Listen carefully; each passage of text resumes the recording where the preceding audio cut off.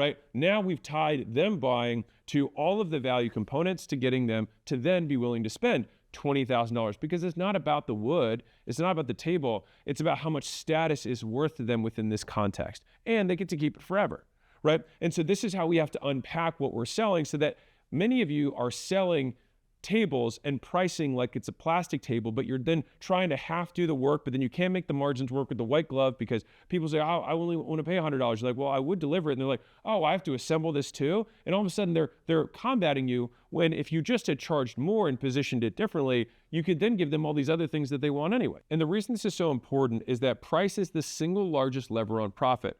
So let's say we've got a before, all right, which is that you sell your tables, all right, and you've got an after. This obviously works for services or whatever else you sell, all right?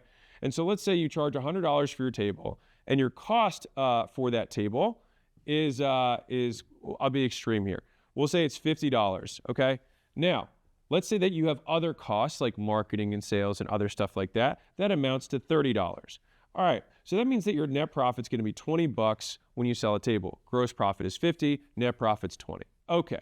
Now, let's say that we reposition our table as this amazingly valuable thing that is now a $1,000 table. Okay, now our cost on this, the table itself might be 50, but let's say we include some of those perks. Let's say we've got the hand delivery and things like that. Okay, well, let's say that the delivery is gonna be another $200 for one of your guys to go out there and use the truck, gas, whatever. So now we got $250 here. Okay, got it. And then the other costs, maybe your cost of sales goes up a little bit to sell this. You got to get more leads. Okay, so we'll call it 130.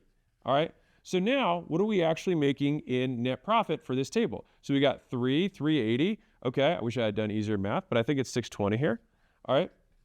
So $620 in profit.